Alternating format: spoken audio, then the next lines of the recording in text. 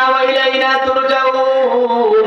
আল্লাহ রাব্বুল আলামিন বলেন প্রত্যেক আত্মাকে মৃত্যুর স্বাদ গ্রহণ করতে হবে।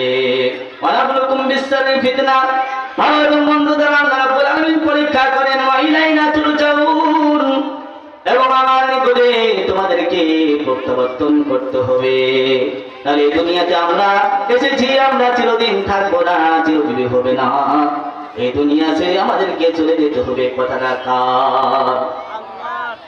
আল্লাহ রাব্বুল আলামিন মৃত্যু কেন সৃষ্টি করলেন আগে জানা দরকার। মৃত্যু সৃষ্টি করার কারণ হলো ভালো মন্দ পরীক্ষা করার জন্য, কে কতটুকু ভালো কাজ করে, কে কতটুকু মন্দ কাজ করে।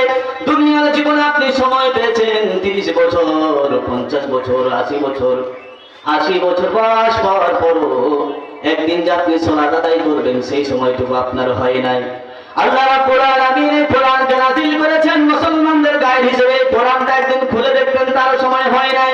শুধুমাত্র আপনি দুনিয়ায় ব্যস্ত থাকলেন, কিন্তু যাওয়ার সময় দুনিয়ার কোন কিছুই আপনি নিয়ে যেতে পারলেন না।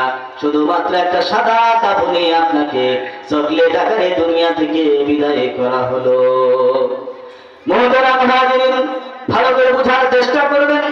আমরা দেখি আমাদের বাবা মারা যায়, ভাই মারা যায়, আত্মীয় স্বজন মারা যায়, কিন্তু তাদের জানাজায় উপস্থিত হয়ে মৃত্যুর কথাগুলো আমরা শুনতে থাকি, শুনি।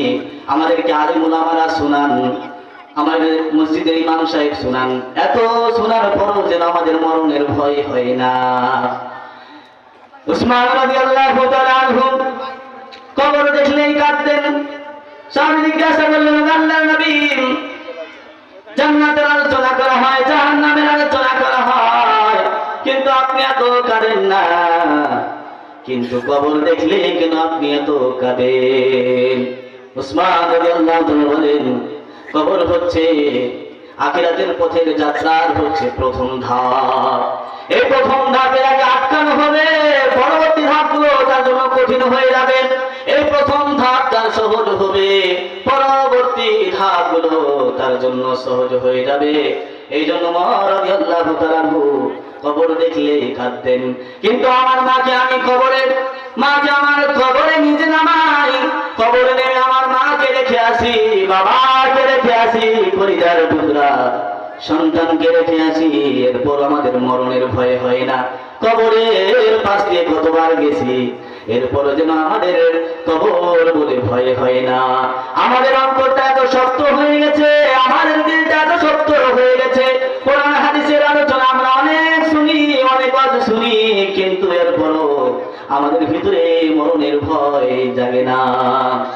আল্লাহ নবী সাল্লাল্লাহু আলাইহি ওয়াসাল্লাম বলেন, আকসিরু যিকরা হাজিমিল লাজ্জাতিল মাউত, তোমরা মৃত্যুকে বেশি বেশি স্মরণ করো।